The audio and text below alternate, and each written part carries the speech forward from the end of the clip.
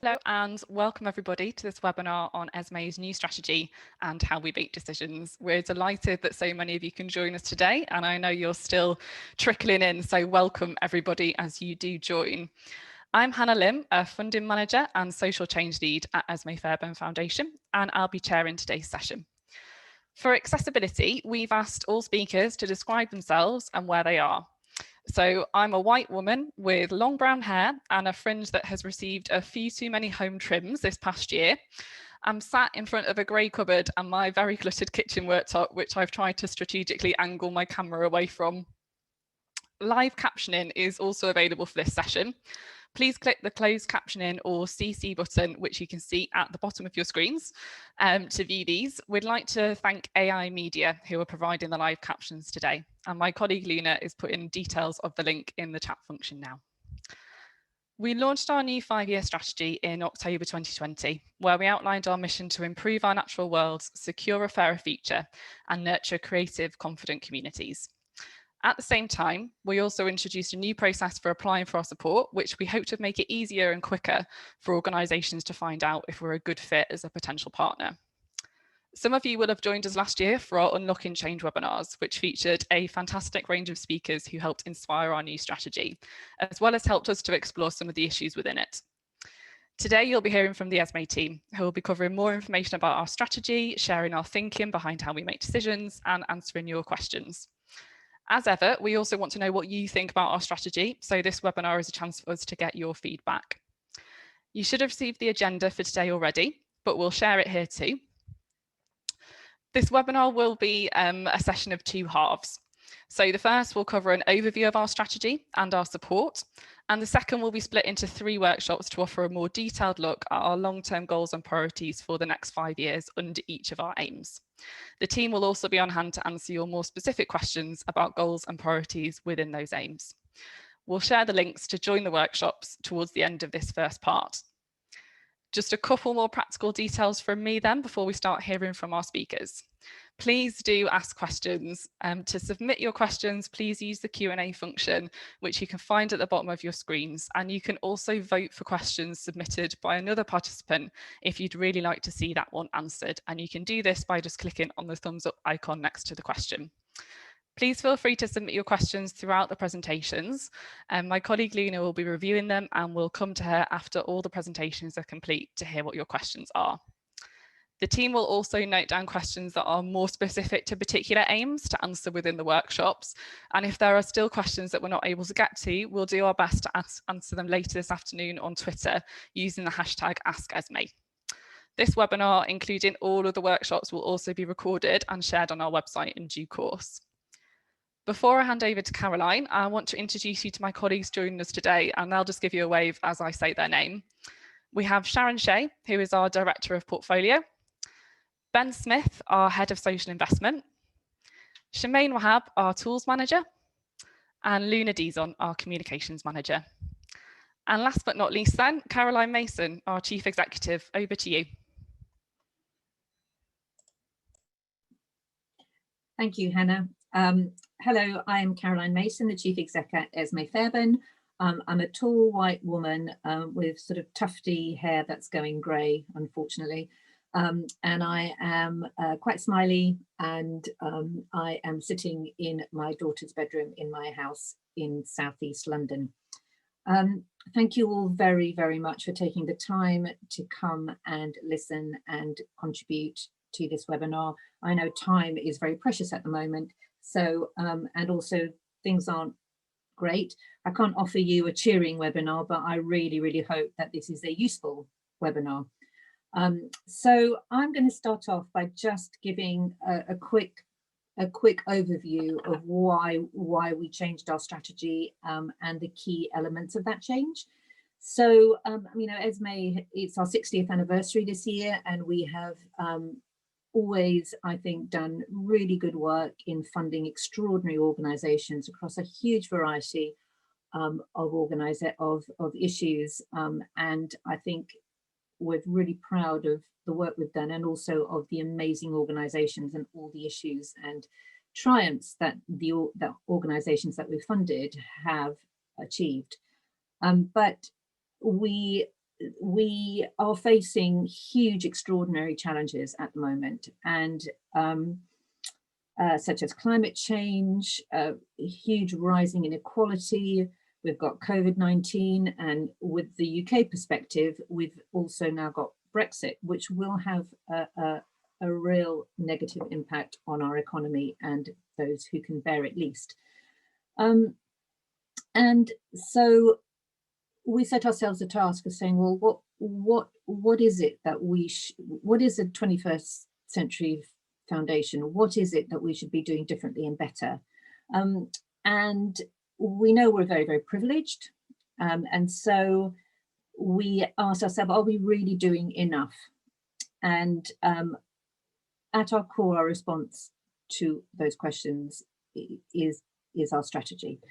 We did a huge amount of consultation, both internally, externally, with people we have worked with people that we haven't worked with. I categorize it in 3 ways. One is knowing our purpose. So previously we funded up to 800 organizations across a huge array of areas and issues and topics, but we didn't have a purpose. We didn't have an aim. We didn't have a mission. Our mission was effectively funding, but now we do. Now we're saying, what are the areas where we have the most expertise, the most legitimacy, and a real genuine knowledge and passion, and where we think we can truly make the most difference.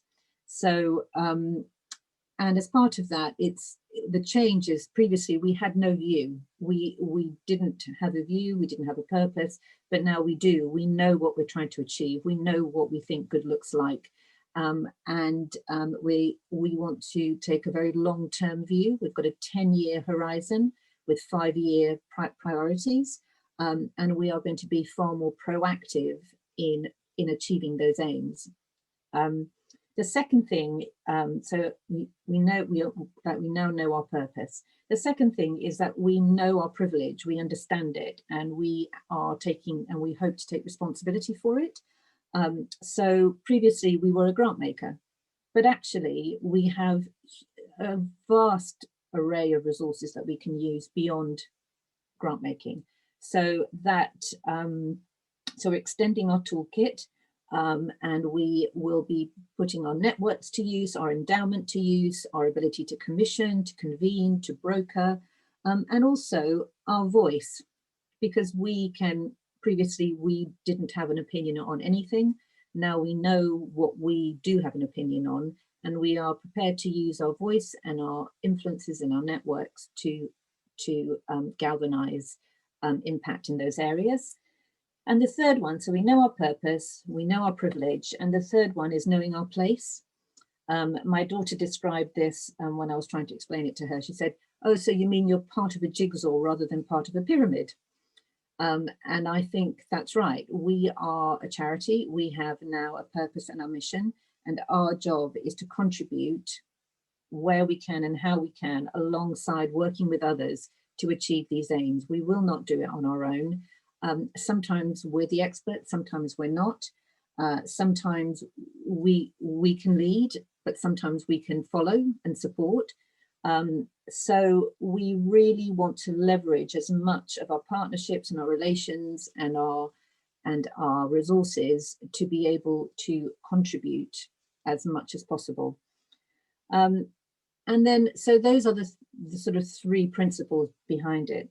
The next one is to actually, we really understand how important it is to be informed and trust the people and communities that are disproportionately affected by these issues. And they will know better than anyone how to tackle them. And we need to be listening and learning as we go. And this is going to be absolutely key to our strategy going forward. And others will explain how we're doing that. We also, but this all sounds very ambitious and great, but actually everybody's struggling right now. And so whilst we may have a long-term view and we're trying to do some very ambitious things, we understand that right now organizations are not in place are struggling just to keep going. So so we are really prepared to be as flexible and as open around recovery, providing recovery funding for you until you are ready to put together your strategies for the future.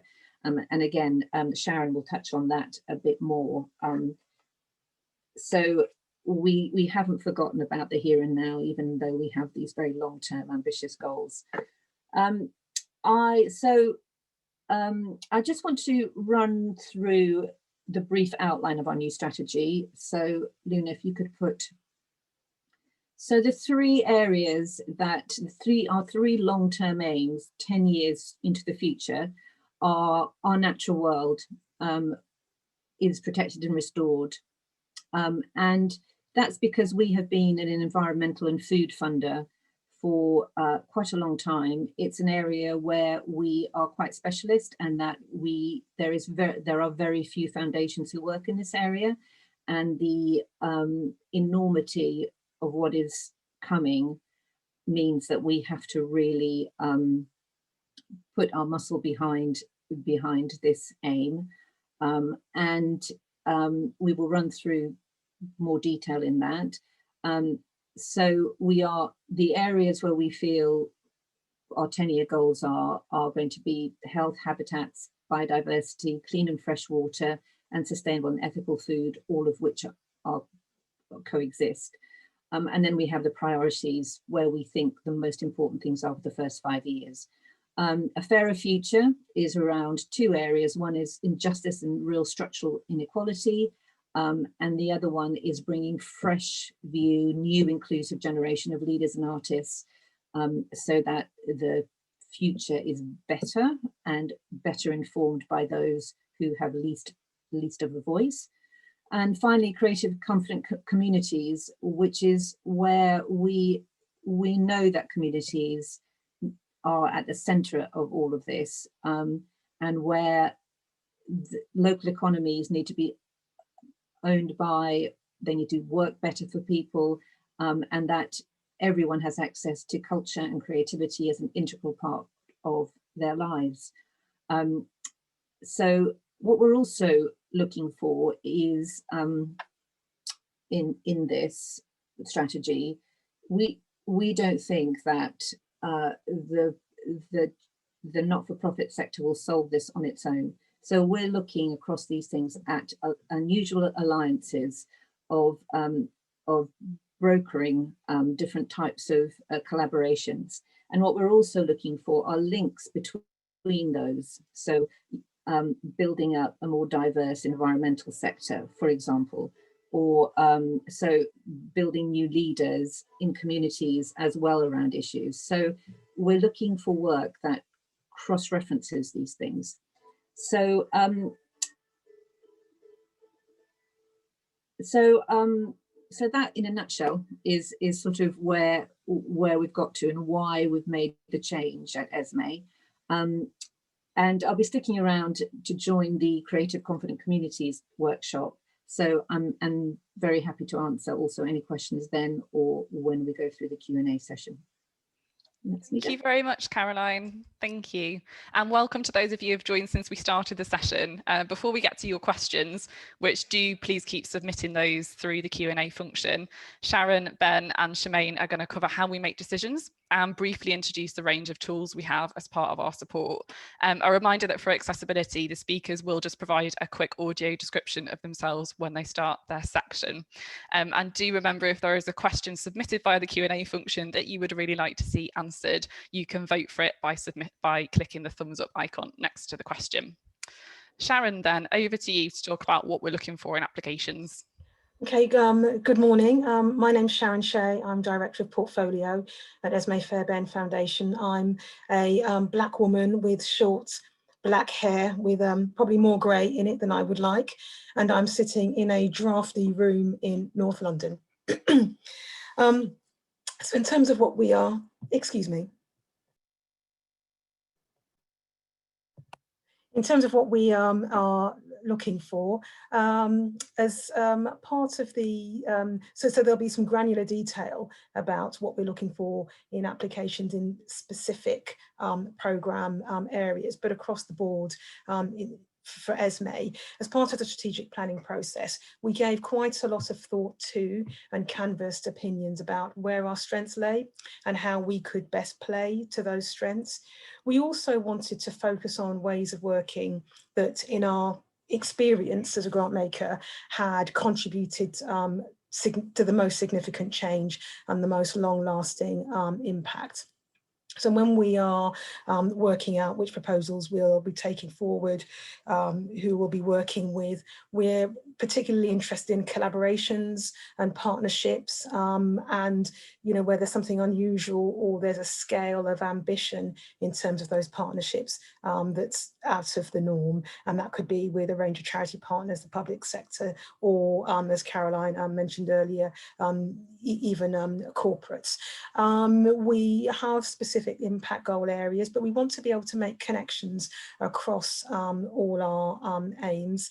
And when we are looking at proposals, those which make some connections across our aims tend to pique our interest. And then where there's a preventative early stage, early intervention approach, we're interested in that. And critically, we're interested in change, but specifically change which can be sustained over the long term, and where communities, those intended to benefit, as Caroline said, who least have the voice or access to power and institutions, where those communities or people are leading that change, we want to back that and support that. So those are some of the things that we're looking out for. It's not an exhaustive list, but those are some of the things we look out for when proposals come across our desks. The next slide, please, Luna.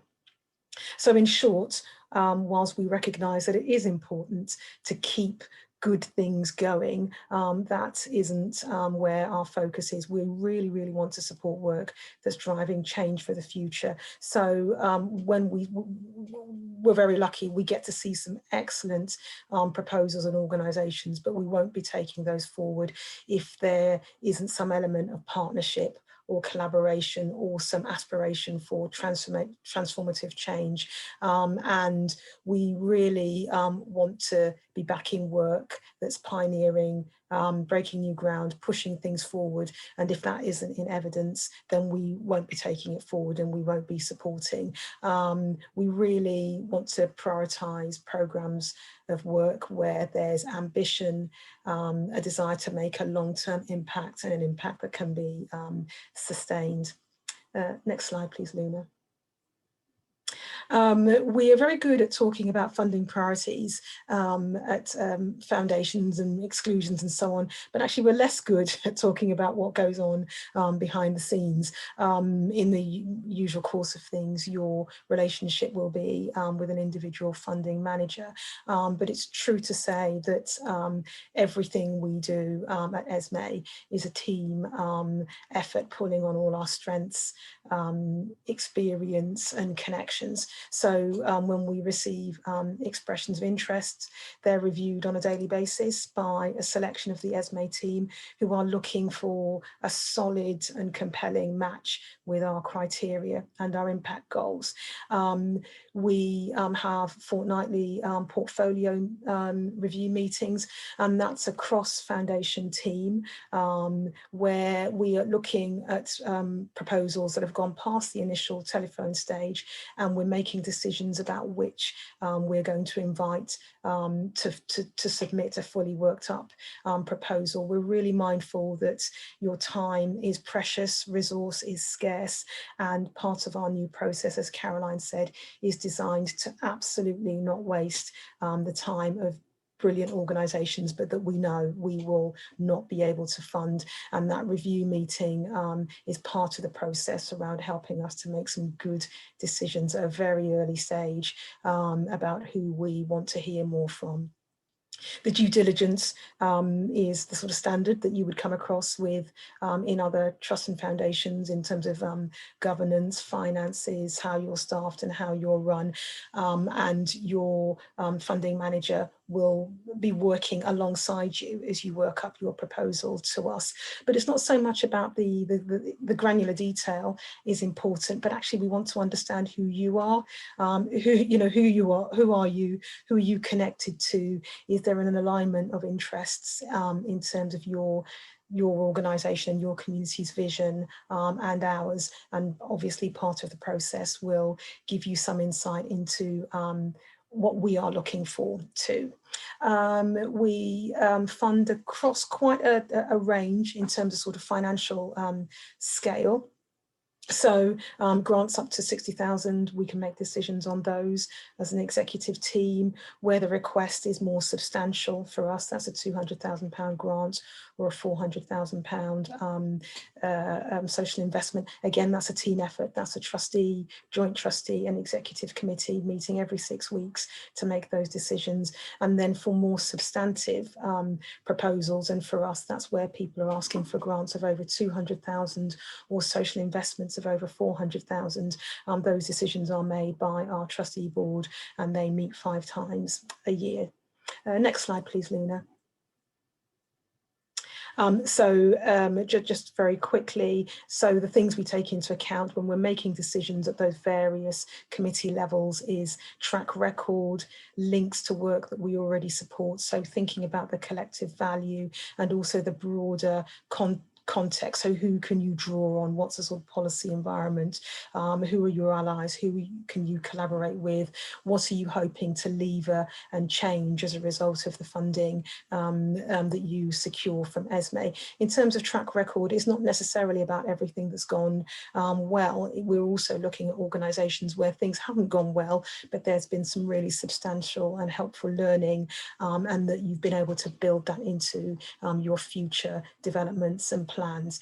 So the short version is uppermost in our minds when we're making decisions is, will the work add value and will it help us collectively? That's us as a foundation alongside you achieve our impact goals. Next slide, please. And finally, just a quick summary of what our grant making looked like in 2020. So we have an annual budget of 40 million. We don't anticipate that will change, but trustees do keep that under review. We fund around 200 organisations a year. Our aspiration, our plan is to make longer term grants. So over time, the number of organisations supported will reduce. And finally, 65% of our funding is for core and unrestricted costs. We know that this is critical. It's the thing that people tell us, funders, us at Esmée over and over again, makes the most important, that makes the most difference to them. So we'll maintain that level, and again, we'll be looking to increase the proportion of our funding that's for core and unrestricted costs. I will now hand over to my colleague, Ben Smith, who's our Head of Social Investment. Thank you, Sharon, and good morning, everyone. Yes, I'm Ben Smith, and I lead the social investment work at Esmée Fairbairn Foundation. I'm a white man in my 30s with dark hair and brown eyes, and I'm currently in my living room at home in Southeast London. And to echo Caroline's message, thank you very much for joining us today. So Luna, if you could show the slide, please, that'd be great. And I'm just going to speak to you for a few minutes about our social investment work. So alongside grants, we have been social investing now since 1997, and this work has been formalised over time, which now has resulted in a £45 million pot, and so we're an extremely active social investor. And I think we see social investment as a really important tool in the box. We're very aware of the limitations of grants on by themselves, and actually, for that matter, social investments or any other form of funding in isolation. And so we use social investment, sometimes alongside grants and alongside our other activities, to better bolster the options that we have to be able to fund impactful work, which aligns to our new strategy. I think importantly, it's not a case of seeing social investments and grants in silo, but actually it's far more about thinking about providing the right type of support at the right time for the right opportunities. We take an impact first approach, which means that rather than offering a menu of financial products that we use, we focus far more on the investee first and foremost, and we try to work with the applicant to tailor the financing based on your needs, the needs of the organization, and the impact that you're seeking to achieve. So we really seek to be very investee centric, and that's hopefully reflected in the pie chart, which is on the right hand side there, which shows the 11 different categories of investment instruments that we have supported over our time. And of course, these are just the overarching categories without the detail and the variety which sits underneath these. We have a very high risk approach, which means that we often test and support new concepts or new investment models, which may be unproven and where there is likely to the potential to catalyze greater impact and possibly even leverage future funding and investment from others. But we do, however, seek a financial return. And so across our social investment portfolio, we seek to break even. And I think that this is really important because all of our financial returns are recycled into brand new social investments. So we would only invest in opportunities which are currently or have the potential to be able to repay our investment in whichever form that might take. We invest between £100,000 and £2 million, and our average investment is £431,000. It's also worth highlighting that on average, we make 14 social investments per year, which is obviously significantly less than the number of grants that we make annually. And within our social investment, we have 3 objectives, which you can read more about alongside seeing case studies of these in action on our website. These objectives are making impact first direct investments, which means supporting impactful organizations directly through our finance and through our support. And this may mean supporting new innovative models potentially in collaboration with grants, and it will always mean addressing market failure. Our second objective is around influencing the social investment market through fund investments, through supporting infrastructure, and by helping nudge other investors to broaden accessibility and ultimately to focus more on the needs of the investees and the impact that they're seeking to create. And then finally, we seek to always learn and share, so that we are aiming to make and to develop a more collaborative social investment portfolio, which is working together so that they can have a greater impact. And also importantly, so that we can learn and make improvements from the successes that we've had, but also the mistakes. And so that ultimately we can also share that with others too, so that they can also learn. I'll just finish by saying that we are going to be holding a separate social investment workshop in the future. So as well as all of the information that you'll be able to find on our website and time for the Q&A here, we'll also be able to follow more and cover more in that format at a later date. And so I will now hand over to my colleague, Shemain, who's going to talk a bit about the tools that we use. Thanks, Ben. Good morning, everyone. So I'm Shemain. I'm Esmée's Tools Manager, and I'm responsible for developing and managing the tools we use to achieve our strategy. I'm a petite woman of mixed Asian heritage with brown skin, dark brown eyes, black hair, and I'm sitting in my makeshift study alongside a black freezer with a wall of half-empty shelving behind me. So what are tools? Tools are all the resources that we as a funder can use to affect broader change. Like many funders, we use 3 main tools. We have grants, social investments, and our endowment. But we're developing a range of tools which extend beyond these, including our Funding Plus program and the actions we take ourselves as an organisation. I'll start with Funding Plus. Funding Plus is capacity building support for current grant and social investment holders that enables the work we funded to have a greater impact. It usually comprises some consultancy or training that organisations might not otherwise be able to afford or prioritise. Funding Plus includes receiving tailored consultancy, for example, around business planning or strategy, comms and influencing, income generation, and impact and evaluation.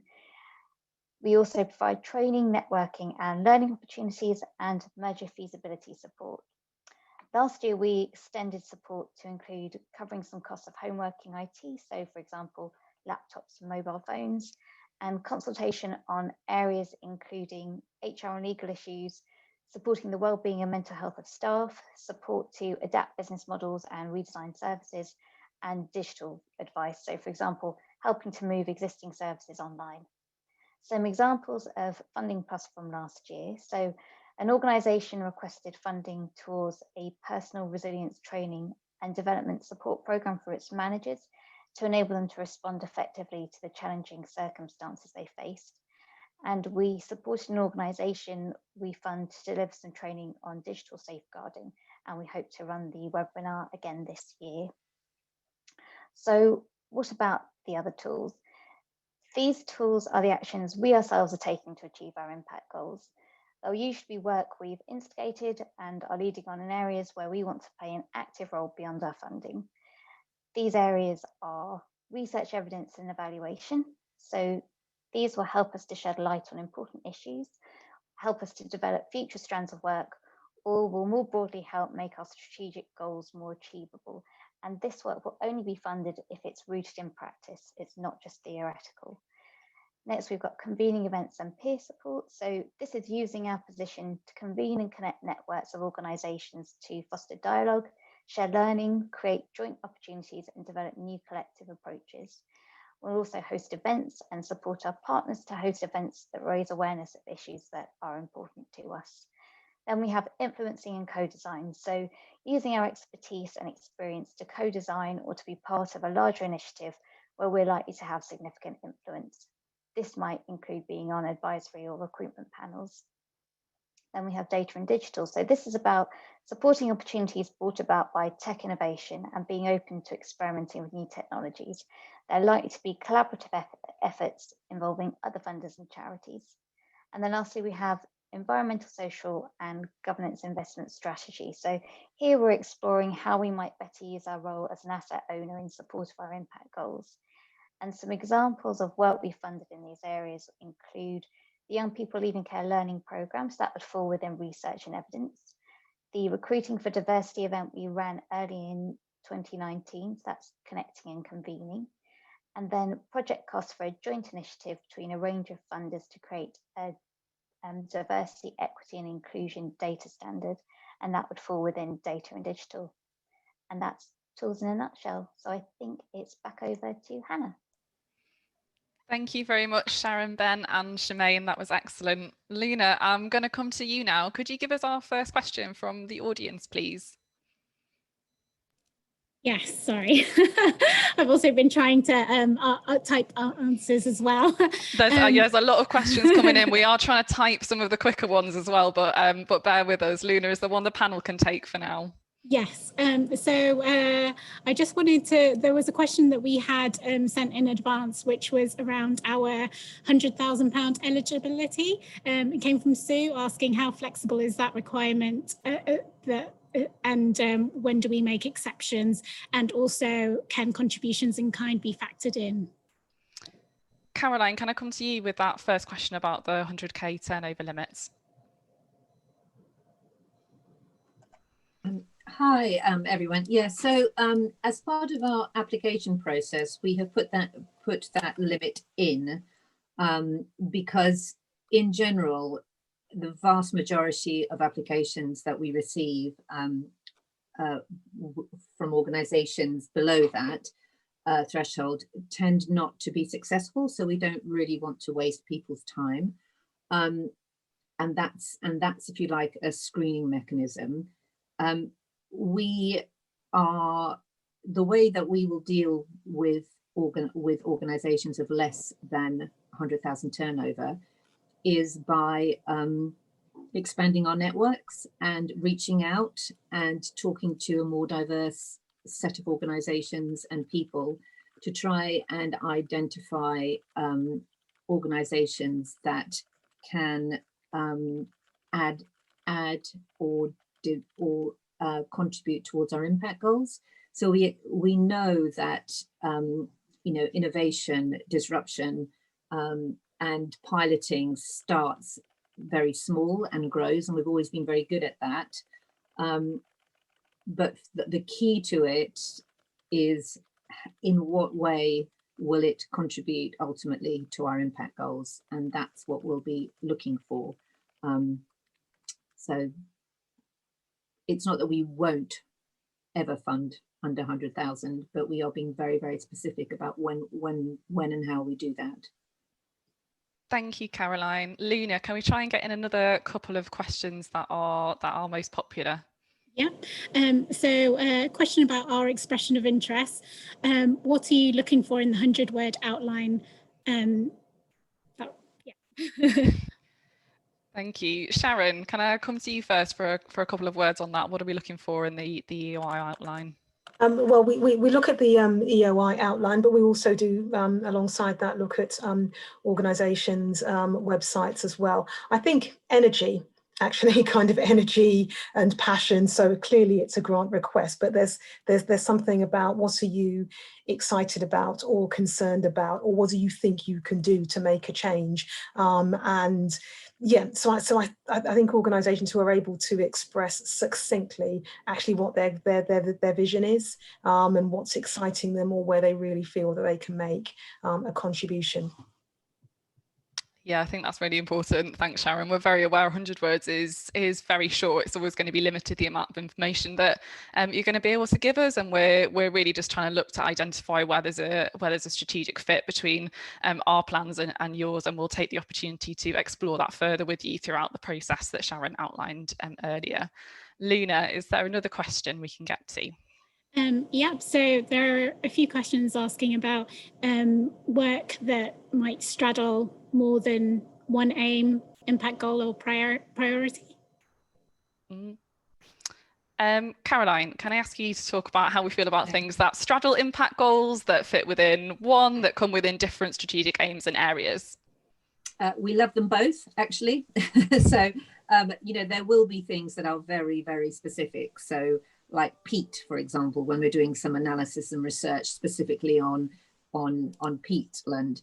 But actually, in general, we would love to see applications and ideas that, as I said, that straddle not only our aims, but also, as we've said before, have unusual alliances and unusual partners, so that we're really looking at what are the structural and systemic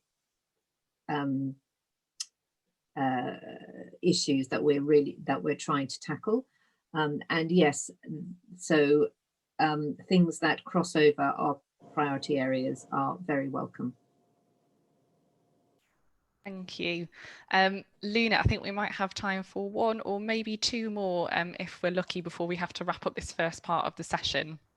Yeah, it'd be great to know if, are we interested in developing long-term relationships with organisations? So if an organisation applies for a smaller grant in the first instance, is there an opportunity to apply for a longer term and more sustained funding in the future? Yeah. I'm happy to take this one from a funding manager's perspective, I suppose. Yes, absolutely.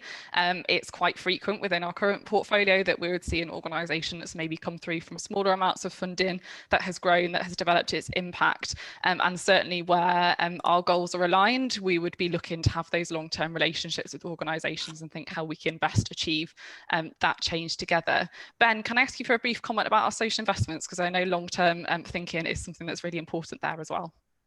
Yes, absolutely. And I've noticed in the Q&A that someone's asked about average length. And so a significant amount of our investments, almost 50% by value, is 10 years or more. And our average investment length is just over 7 years. So we very much focus on a long-term patient approach with the organisation to help to give you the type of finance and support that you need. And so we often also see not only a blend between grant and social investment at the beginning, but also a transition, which we might see in relationship from grant over eventually to social investment. So yeah, we absolutely welcome those long-term relationships.